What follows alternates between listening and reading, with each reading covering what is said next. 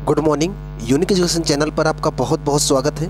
कल जो हमने वीडियो अपलोड किया था उसमें हमने ये बताया था कि आपको पूरे इतिहास में एसएससी जीडी और यूपीएसआई के लिए पूरे इतिहास से आपको क्या क्या पढ़ना है। मतलब मैंने उसमें ये बताया कि आपको पूरे इतिहास में, क्योंकि इतिहास बहुत बड़ा टॉपिक है, आप समस्त इतिहास तो नहीं पढ़ सकते, इसलिए मैंने उन चीज़ों को बताया कि जो महत्वपूर्ण हैं, जहाँ से क्वेश्चन बन सकते हैं। इसलिए उन सब को आपको पता करना होगा कि कौन से महत्वपूर्ण है और कहाँ से क्वेश्चन बन सकते हैं। तो कल के वीडियो में हमने बताया था, अगर नहीं देखेंगे जरूर देख ही लीजिएगा उसको। इससे पता हो जाएगा पूरे इतिहास में सबसे ज़्यादा महत्वपूर्ण टॉपिक कौन है और वहीं से आपको तैयारी करनी है। बाकी और भी चीज़ें आप पढ़ सकते हो, लेकिन जिन टॉपिकों को मैंने उसमें बताया है वो बहुत इंपॉर्टेंट है, उनको ज़रूर एक बार पढ़िएगा ताकि इतिहास से क्वेश्चन गलत ना हो। अगर इतिहास की बात करें तो इतिहास को मुख्यतः 3 भागों में बांटा गया है। पहला प्राचीन इतिहास, और दूसरा दिल्ली सल्तनत काल जिसे मध्यकालीन इतिहास कहा जाता है, और तीसरा आधुनिक इतिहास। तो आधुनिक इतिहास का एक वीडियो मैंने डाला था 1905 से लेकर 1947 तक क्या क्या हमारे यहाँ क्रांतिकारी घटनाएं हुई थी, आप देखे होंगे। वहाँ से वो आधुनिक इतिहास का ढेर सारा हिस्सा कंप्लीट होता है, लेकिन वो पूरा नहीं कंप्लीट होता, उसके बारे में भी कुछ और भी बताना बाकी है। आज के वीडियो में हम आपको केवल ये बताएंगे कि आपको सल्तनत काल में किन राजवंशों को पढ़ना है, और उससे संबंधित कुछ चीज़ें मैं आपको बताऊंगा भी, जो पेपर में आते हैं वो बताऊंगा। प्लस आपको दिल्ली सल्तनत आपके लूसेंट में या फिर कोई सामान्य ज्ञान की बुक होगी वो खोलिएगा, उसमें आप देखेंगे कि कौन कौन से राजवंश को आपको पढ़ना है, उसमें से किस राजा को आपको पढ़ना है, ये मैं बताने चल रहा हूँ। अगर तैयारी गंभीरता से कर रहे हैं तो थोड़ी मेहनत अच्छे से कर लीजिए ताकि आपका पेपर निकल जाए। अगर काम चलाऊँ पढ़ाई करेंगे तो सिंपल सी बात है, अच्छा नंबर नहीं आएगा, अच्छा परफॉर्मेंस नहीं कर पाएंगे आप। और जब अच्छा परफॉर्मेंस नहीं करेंगे तो सिंपल सी बात है, अच्छा नंबर नहीं आएगा, मेरिट लिस्ट में नहीं आ पाएंगे। और बहुत अच्छा मौका है, अच्छे से मेहनत करिए और निकाल के दिखाइए। चलिए फिर शुरू करते हैं। आप उन राजवंशों को अपने किताब में टिक करिए जिनको मैं बता रहा हूँ, और उनको आपको पढ़ना है आपकी किताब से। आपके लूसेंट में भी ये सारे राजवंश मिल जाएंगे, कोई और किताब होगी तो उसमें भी मिल जाएंगे, तो आपको उनको पढ़ना ही पढ़ना है। चलिए फिर केवल दिल्ली सल्तनत के बारे में बताता हूँ, ध्यान सुनिएगा। दिल्ली सल्तनत के अंतर्गत जब आप पढ़ोगे तो आपको गुलाम वंश मिलेगा, खिलजी वंश मिलेगा, तुगलक वंश मिलेगा, सैयद वंश मिलेगा और लोधी वंश मिलेगा। ये इतने वंश, मतलब 5 प्रकार के मुख्य वंश हैं जो दिल्ली सल्तनत के अंतर्गत आते हैं। गुलाम वंश भी कई भागों में बटा हुआ है। गुलाम वंश जैसे गुलाम वंश, मामलुक वंश, इलवारी वंश, ये कई भागों में बटा है। यहाँ से आपसे क्वेश्चन नहीं आते, लेकिन गुलाम वंश में जो शासक रहे 1206 से 1290 का जो गुलाम वंश का समय था, इसमें जो शासक रहे, इनमें से कौन से शासक महत्वपूर्ण हैं उनको आपको अपनी किताब से पढ़ना है, उनके कार्य आपको पढ़ना है। तो चलिए थोड़ा सा बताते हैं, ध्यान से सुनिएगा। थोड़ी सी कहानी में समझा दे रहा हूँ ताकि आपके दिमाग में फिगर बैठ जाए।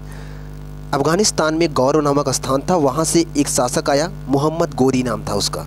मोहम्मद गोरी ने 1191 में, 1192 में तराई का द्वितीय युद्ध लड़ा था पृथ्वीराज चौहान से, जिसमें प्रथम में तो वो हार गया था, द्वितीय में पृथ्वीराज चौहान को हरा दिया और अफगानिस्तान ले गए, वहीं मार दिया।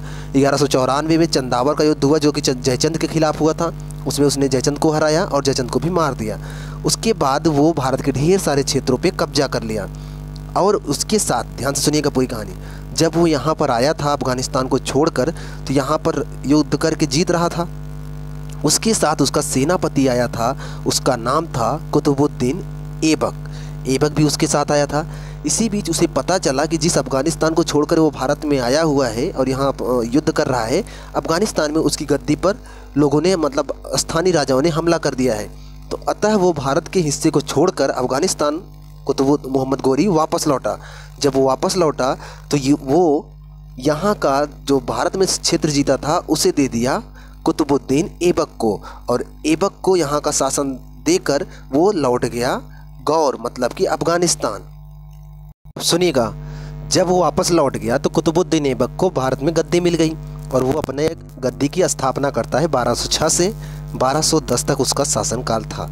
पहली बात तो मैं आपको यहाँ पढ़ा नहीं रहा हूँ, मैं केवल आपको बता रहा हूँ कौन सा शासक इंपॉर्टेंट है, उसे आपको अपनी किताब से पढ़ना होगा। तो पहली बात आपको ये पता चल गया कि कुतुबुद्दीन ऐबक को गद्दी कैसे मिली। मोहम्मद गोरी के वापस जाने की वजह से कुतुबुद्दीन ऐबक को भारत की गद्दी मिल गई। वो जब यहाँ शासक बना तो उसका एक पुत्र था, उसका नाम था आराम शाह। बहुत ही, यहाँ नाम लिखा देख लीजिए, आराम शाह बहुत ही अयोग्य था, तो यह गद्दी पे ज़बरदस्ती बैठ गया कुतुबुद्दीन ऐबक के मरने के बाद। लेकिन उसका एक दामाद था, कुतुबुद्दीन ऐबक का दामाद था, उसका नाम था, उसका गुलाम भी था और दामाद भी था, उसका नाम था इल्तुतमिश। कुछ समय बाद आराम शाह की हत्या करके उसे हटाकर इल्तुतमिश गद्दी पे बैठता है। तो आपको कुतुबुद्दीन ऐबक का समय केवल पता होना चाहिए, 1206 से 1210, और उसके बाद आपको इल्तुतमिश के बारे में पता होना चाहिए। ऐबक ने एक काम शुरू किया था, वो भी आप जानते रहिएगा। जो आप कुतुब मीनार देखते हो उसकी नींव ऐबक ने ही रखी थी, मतलब कुतुब मीनार को बनाने का निर्माण कार्य शुरू करवाया था कुतुबुद्दीन ऐबक ने, लेकिन उसे पूरा किसने करवाया? इल्तुतमिश ने। ये मोटे मोटे फैक्ट हैं जो पूछे जाते हैं, ध्यान से सुनिएगा। इल्तुतमिश जब शासक बनता है 1210 में, क्योंकि वो मरा था कुछ समय के लिए, उसका बेटा आया था, उसको हटाकर इल्तुतमिश शासक बन जाता है। 1210 से 1236 मतलब कि टोटल 26 साल इसने शासन किया। और इल्तुतमिश ने क्या किया? इल्तुतमिश ने कुतुब मीनार के निर्माण को पूरा करवा दिया, मतलब कि शुरुआत ऐबक ने किया, इसने पूरा करवा दिया। इसके अलावा इल्तुतमिश ने तुर्कान ए चिहलगानी 40 सरदारों का एक गठन बनाया था। तुर्कान ए चिहलगानी, ये सब आपको किताब में मिल जाएगा, मैं केवल ये बता रहा हूँ। ऐबक भी इंपॉर्टेंट है, इल्तुतमिश भी इंपॉर्टेंट है। गुलाम वंश में ये 2 शासक बहुत इंपॉर्टेंट है। रजिया के बारे में केवल आपको इतना जानना है, इतना जानना है कि दिल्ली सल्तनत की पहली महिला शासक रजिया थी, और कुछ नहीं। यहाँ से क्वेश्चन नहीं आएगा। मुइजुद्दीन बहराम शाह से क्वेश्चन नहीं आएगा। आपको अलाउद्दीन मसूद शाह के बारे में थोड़ा सा पढ़ना होगा, ये आपको जानना होगा अलाउद्दीन मसूद शाह के बारे में, यहाँ से क्वेश्चन आ सकता है, इसलिए ये इम्पोर्टेंट है। इसके अलावा आपको नासिरुद्दीन महमूद, मैं इसके बारे में बता देता हूँ, जो कई बार क्वेश्चन पूछा गया। वो क्वेश्चन ये पूछा गया कौन सा सुल्तान अपना जीवन टोपी सीकर बिताता था, तो नासिरुद्दीन महमूद के बारे में थोड़ा सा पढ़ लीजिएगा। उसके बाद आपको बलबन को अच्छे से पढ़ना है, बलबन को नहीं छोड़ना है। सबसे ज़्यादा पूरे गुलाम वंश में जितने शासक, अभी मैं ये वाला एक शासक है शमसुद्दीन क्यूमर्स, अभी तक आपको जितने शासक दिख रहे हैं, क्यूमर्स, बलबन, नासिरुद्दीन महमूद, अलाउद्दीन मसूद शाह, रजिया, इल्तुतमिश, ऐबक, ये कई शासक हैं। इनमें से जो सबसे इम्पोर्टेंट है, मैं आपको नाम बता रहा हूँ, वो 2 शासक आपको पढ़े होने चाहिए, और छूट जाए तो चलेगा। पहली बात तो आपको बलबन के बारे में पूरा पता होना चाहिए, मतलब कि आपको बलबन पूरा पढ़ना है। उसके बाद आपको इल्तुतमिश पूरा पढ़ना है। उसके बाद और कोई ना पढ़ोगे तब भी चलेगा, लेकिन बलबन और इल्तुतमिश, उनके कार्य, उनका समय, उन्होंने क्या क्या किया था, ये आपको गुलाम वंश के तहत इन दोनों शासकों को जरूर पढ़ना है। बलबन, इल्तुतमिश, मैं बार बार कह रहा हूँ, यहाँ से बहुत क्वेश्चन बनते हैं, इसको ध्यान से पढ़िएगा। और एक बात जानते रहेगा, यहाँ का जो अंतिम शासक था उसका नाम था शमसुद्दीन क्यूमर्स अभी मैंने आपको बताया। उसकी हत्या किया जलालुद्दीन खिलजी ने, और जलालुद्दीन खिलजी ने क्यूमर्स की हत्या की और एक नए वंश की नींव डाली, उनका नाम था खिलजी वंश। क्लियर है? खिलजी वंश की नींव जलालुद्दीन खिलजी ने डाली थी, जानते रहेगा। अब थोड़ी सी कहानी यहाँ समझिएगा, कहानी दिमाग में बैठी तो सल्तनत काल का एक भी क्वेश्चन गड़बड़ नहीं होगा। सुनिएगा, क्यूमर्स अंतिम शासक था गुलाम वंश का। उसकी हत्या जब जलालुद्दीन खिलजी ने किया, उस समय जलालुद्दीन खिलजी सरदार था वहाँ पर, उसने उनकी हत्या की और एक नए वंश की नींव डाली, जो कि खिलजी वंश था, जो जिसका पूरा समय है 1290 से 1320, क्योंकि 1206 से 1290 तक गुलाम वंश था। 1290 से 1320 मतलब 30 साल तक खिलजी वंश आ गया। अब सुनिएगा, जब इसने उसकी हत्या की और अपना शासन बनाया, तो उस समय काफ़ी दिनों से सरदार था, मतलब एज बहुत ज़्यादा हो गई थी, बूढ़ा था ये। और इसका एक भतीजा था, उसका नाम था अलाउद्दीन खिलजी। वो बहुत दिन से परेशान था कि कब जलालुद्दीन खिलजी पद छोड़े और मैं शासक बन जाऊं। इसी चक्कर में वो बहुत दिन से परेशान था, लेकिन जलालुद्दीन खिलजी पद नहीं छोड़ रहे थे। एक दिन मौका देखकर इसका भतीजा अलाउद्दीन खिलजी ने इसकी हत्या कर दी, मतलब जलालुद्दीन खिलजी की हत्या कर दी और खुद राजा बन गया। अब ये एक टोटल कहानी क्या है, आप खिलजी वंश पढ़ लीजिएगा, लेकिन खिलजी वंश जब भी पढ़िएगा उसमें सबसे इम्पोर्टेंट जो राजा है उसको जितना डिटेल में हो सके पढ़िएगा, क्योंकि बहुत क्वेश्चन बनते हैं। उसका नाम है अलाउद्दीन खिलजी। अलाउद्दीन खिलजी का समय और उसने अपने शासन के दौरान क्या क्या काम किए थे, ये पढ़ना है। गुलाम वंश में मैंने क्या बताया था, आपको इल्तुतमिश और बलबन को मुख्यतः पढ़ना है। वैसे ही खिलजी वंश में आपको अलाउद्दीन खिलजी को मुख्यतः पढ़ना है। ध्यान दीजिएगा, अलाउद्दीन खिलजी। क्वेश्चन यहाँ से बहुत बनते हैं, इसने क्या क्या निर्माण करवाया, क्या क्या काम किया, कब तक शासन किया, जरूर पढ़िएगा। थोड़ा यहाँ सुनिएगा, खिलजी वंश में जो शासक हुए जलालुद्दीन खिलजी ने स्थापना की। अलाउद्दीन खिलजी 1296 से 1316, इसी का मैं बोल रहा हूँ। ये बहुत इंपॉर्टेंट है, किताब में ढूंढ के इसको पढ़िएगा। इसके काम जो इसने किया है, समस्त चीज़ें आप इसको पढ़िएगा, खासकर इसने जो काम किया है, क्योंकि इसके काम से बहुत सारे क्वेश्चन आते हैं, इसको जरूर पढ़िएगा, मैं बार बार कर रहा हूँ। इसके बाद मुबारक शाह खिलजी भी बनता है, कई शासक बनते हैं, लेकिन मोस्ट इंपॉर्टेंट अंतिम शासक था, उसका नाम था नासिरुद्दीन खुसरो शाह। इसकी हत्या कर दी तुगलक वंश के शासकों ने, फिरोज शाह तुगलक ने, और एक नए वंश की नींव डाली, नाम था तुगलक वंश। क्लियर हो रहा है? गुलाम वंश 1206 से 1290, तुगलक वंश 1290 से 1320, उसके बाद खिलजी वंश, गुलाम वंश 1206 से 1290, खिलजी वंश 1290 से 1320। उसके बाद आता है तुगलक वंश, तीसरा नंबर। क्रम भी याद रखना है आपको, और उस वंश में कौन सा शासक महत्वपूर्ण है ये भी याद रखना है, उस शासक को पढ़ना है। जितना मैं टारगेट बता रहा हूँ, अगर उस टारगेट के हिसाब से अगर आप पढ़ लिए तो आप ढेर सारा क्वेश्चन हिस्ट्री से सही कर जाओगे। अगर आप हिस्ट्री के तरह, मतलब जैसे हिस्ट्री के मैं नियम बता रहा हूँ, अगर फॉलो करोगे तो मैं आपको भूगोल और जो संविधान है, साइंस है, इन सब के महत्वपूर्ण टॉपिक बता दूंगा। आप उनको लूसेंट से भी पढ़ लेंगे तब भी ढेर सारा क्वेश्चन कंप्लीट कर लेंगे। अब ध्यान सुनिएगा, तुगलक वंश का जो संस्थापक था उसका नाम था गयासुद्दीन तुगलक। तुगलक वंश टोटल जो चला था 1320 से 1414 तक चला था, मतलब काफ़ी लंबा समय लिया तुगलक वंश। अब तुगलक वंश में आपको सबको नहीं पढ़ना है, लेकिन तुगलक वंश काफ़ी लंबा समय चला, कई महत्वपूर्ण काम हुए, तो आपको थोड़ा सा इसमें डिटेल देखना होगा। तुगलक वंश में एक संस्थापक ही था गयासुद्दीन तुगलक, तो आपको इसको केवल संस्थापक के तौर पे याद रखना है, 5 साल काम किया था। लेकिन तुगलक वंश में जो सबसे महत्वपूर्ण है वो अगर आपको पढ़ना है उसको पढ़ना है मोहम्मद बिन तुगलक को। 1325 से 1351, 26 साल इसने शासन किया। इसने बहुत सारे काम किए, इसने सांकेतिक मुद्रा चलवाया, राजधानियाँ परिवर्तन कराई, बहुत सारे काम किए, इसने तांबे के सिक्के चलवाए, मतलब बहुत सारे काम किए। आपको मोहम्मद बिन तुगलक को डिटेल में पढ़ना है, और मोहम्मद बिन तुगलक के समय कौन विदेशी यात्री आया, कौन कौन से साम्राज्य की स्थापना हुई। आप हरिहर बुक्का का नाम सुनोगे, विजयनगर साम्राज्य की बात सुनोगे, ये तमाम चीज़ें इसके सामने के समय में ही घटित हो रही थी। इसको आपको बहुत डिटेल में आपकी किताब में मिलेगा, पढ़ना ही है। उसके बाद अगर आप देखना चाहो तो फिरोज शाह तुगलक को भी देख लीजिएगा, लेकिन ये मोस्ट इम्पॉर्टेंट है, थोड़ा सा समझिएगा। तुगलक वंश का जो अंतिम शासक था उसका था नाम नासिरुद्दीन महमूद, अंतिम तुगलक शासक था। 1413 में इसकी मृत्यु हो जाती है, तो एक अफगान कुछ समय दिल्ली पे शासन करता है, और उसको हराकर एक नए वंश की नींव रखी गई। उस वंश का नाम था सैयद वंश। क्लियर हो रहा है आपको? बात अगर सैयद वंश की करें तो इसका समय 1414 से 1451 तक था।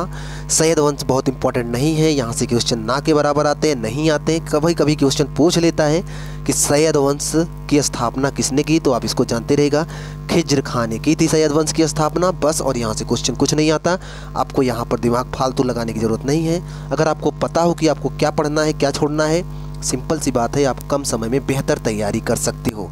ठीक, इसलिए जब भी कभी आप कोई फॉर्म डालो, उसका सिलेबस पता करो, उसके बाद आप उसके प्रैक्टिस सेट करो। प्रैक्टिस सेट बार बार करने से ही पता चल जाएगा कि वहाँ पर क्या इम्पोर्टेंट है और आपको क्या पढ़ना है। सैयद वंश का अंतिम जो शासक था उसका नाम था आलम शाह। आलम शाह को हराकर एक नए वंश की शुरुआत होती है, उसका नाम था लोधी वंश। लोधी वंश मोस्ट इम्पॉर्टेंट है। चलिए लोधी वंश पे चलते हैं, सुनिएगा ध्यान से। लोधी वंश अंतिम सल्तनत शासक है। सल्तनत काल में जो जितने भी वंश पढ़ रहे हो आप, उसमें अंतिम है, 5वां है। क्रम भी याद रखिएगा, क्योंकि कभी कभी क्रम लगाने को आता है, सबसे पहला कौन सा था, सबसे अंतिम कौन सा था, तो मोस्ट इंपॉर्टेंट है, ये क्रम तो आपको पता होना चाहिए। जो लोधी वंश का समय था वो 1451 से था, क्योंकि 1451 तक सैयद वंश था, और 1526 तक था, इतने समय तक था। अब 1526 में बाबर जो है भारत पर आक्रमण करता है, और पानीपत की प्रथम लड़ाई होती है, जिसमें कि लोधी वंश का अंतिम शासक हार जाता है और एक वंश खत्म हो जाता, नहीं तो लोधी वंश तो और आगे तक चलता। तो 1451 से 1526 तक लोधी वंश है, और लोधी वंश का जो स्थापना किया था उसका नाम था बहलोल लोधी। अब सुनिएगा, बहलोल लोधी ने लोधी वंश की स्थापना की, और यह एक बात जानते रहेगा, ये अफगान थे, तो पहली बार किसी अफगान ने यहाँ शासन स्थापित किया है। ये क्वेश्चन कई बार पूछा गया है, इन वंशों में से कौन सा पहला अफगान वंश था, लोधी वंश था, और इसकी स्थापना बहलोल लोधी ने की थी सैयद वंश के जस्ट बाद। अब इसमें देखते हैं कौन इंपॉर्टेंट है, आइए आपको बता देते हैं क्या इंपॉर्टेंट है। पहली बात तो लोधी वंश का समय आपको पता हो गया, 1451 से 1526 तक चलेगा ही चलेगा, और अंतिम सल्तनत शासक है, ये भी जानते रहेगा। लोधी वंश की स्थापना बहलोल लोधी ने की, और पहला समय था इसका। ये इंपॉर्टेंट नहीं है, यहाँ से क्वेश्चन पेपर में नहीं पूछे जाते। सिकंदर लोधी इंपॉर्टेंट है, यहाँ से क्वेश्चन आते हैं। आगरा शहर की स्थापना इसी ने की थी, इसलिए ये इंपॉर्टेंट है, 1505 या 6 में किया था। आप सिकंदर लोधी को जरूर पढ़िएगा। उसके बाद इब्राहिम लोधी इंपॉर्टेंट है, मोस्ट इंपॉर्टेंट है, इस वंश में सबसे ज़्यादा इंपॉर्टेंट है इब्राहिम लोधी। ये जब शासक बनता है 1517 से 26 तक, मान के चलो 9 साल। ये जब शासक बनता है उसी समय बाबर इधर आक्रमण करता है, और इसकी सहायता राणा सांगा करते हैं, कई अगल बगल के छोटे शासक थे वो सब करते हैं, और इब्राहिम लोदी के विरुद्ध ये लोग षड्यंत्र रचते हैं। और बाबर की सेना और इब्राहिम लोदी की सेना हरियाणा के पानीपत नामक स्थान पे आती हैं और वहाँ लड़ाई होता है। 1526 में पानीपत का प्रथम युद्ध होता है, जिसमें इब्राहिम लोदी की हार होती है और उसकी हत्या करके बाबर ने एक नए वंश की नींव डाली, जिसका नाम था मुगल वंश। तो इस तरह से मुगल वंश की स्थापना होती है और इस तरह से सल्तनत काल समाप्त होता है। तो अभी तक हमने जो मोटा मोटा फैक्ट बताया है उसको तो आप समझे होंगे, कहानी आपके दिमाग में जुड़ गई होगी कि कैसे कैसे करके पढ़ना है। और उन पूरी कहानी में सबसे इम्पोर्टेंट शासक कौन थे उनको भी मैंने बताया, उनको शासकों को आपको अलग से खोल के पढ़ना है। इतना करने के बाद आपको आपके लूसेंट में या कोई भी सामान्य ज्ञान की बुक होगी, आप लास्ट में जाइएगा, मतलब जहाँ पूरा सल्तनत काल ख़त्म होता है उसके बाद लिखा होगा सल्तनत काल के प्रशासन, मतलब प्रशासनिक व्यवस्था, सल्तनत काल की प्रशासनिक व्यवस्था ऐसा दिया गया होगा। आप उसको खोलिएगा, मतलब वो लास्ट में पीछे में दिया ही गया होगा, उसको खोलिएगा। उसमें आपको देखना है, वहाँ पर दिया होगा कि सबसे बड़े अधिकारी को क्या नाम दिया जाता था और भूमि कर कैसे वसूला जाता था, कितना लेते थे। इसके अलावा किस किस शासकों ने क्या क्या बनवाया है, किसने मकबरे बनवाए हैं, किसने किसकी राजधानी कहाँ थी, ये तमाम चीज़ें उस सल्तनत काल के प्रशासन वाले हिस्से में दिया होगा। सल्तनत काल का प्रशासन वाला हिस्सा आपको बहुत केयरफुली पढ़ना होगा, ध्यान से पढ़िएगा, एक दो बार पढ़िएगा, ज़िंदगी में भर मेहनत नहीं करना है, एक बार दो बार अच्छे से देख के पढ़ लीजिएगा। सल्तनत काल से कोई भी क्वेश्चन गड़बड़ नहीं होगा। एक बार मैं फिर से आपके दिमाग में बैठाता हूँ। सबसे पहले गुलाम वंश, ध्यान सुनिएगा, गुलाम वंश 1206 से 1290, क्लियर हो रहा है। उसके बाद खिलजी वंश 1290 से 1320, उसके बाद तुगलक वंश 1320 से 1414, उसके बाद सैयद वंश 1414 से 1451, उसके बाद लोधी वंश 1451 से 1526। ये टोटल क्रम है। पहली बात तो आपको क्रम पता होना चाहिए। उसके बाद इनके बीच में मैंने जिन जिन शासकों को बताया कि बहुत इंपॉर्टेंट है, उन शासकों का पूरा डिटेल पता होना चाहिए। आपको समझाने में, कोई चीज़ बताने में बहुत मेहनत लगती है। आप भी इस चैनल के लिए थोड़ी सी मेहनत ज़रूर करिएगा। आप थोड़ी सी भी मेहनत करेंगे, चैनल बहुत आगे जाएगा। तो मिलते हैं आपसे नेक्स्ट वीडियो में। अगर आप चैनल पे पहली बार आए हैं, चैनल को सब्सक्राइब कर लीजिए, आपको यहाँ से बहुत सारी इन्फॉर्मेशन मिलेगी आपके एग्ज़ाम को लेकर। अगर आप किसी एग्ज़ाम का फॉर्म डाले हैं और आपको समझ में नहीं आ रहा है कि उसमें क्या पढ़ना है, तो आप हमें हमसे पूछ सकते हो। आप कमेंट बॉक्स में लिखिए, हम आपको बताएंगे। मिलते हैं आपसे नेक्स्ट वीडियो में। अगर आप चैनल पे पहली बार आए, चैनल को सब्सक्राइब कर लीजिए और मिलते हैं नेक्स्ट वीडियो में। तब तक आप पढ़ते रहें।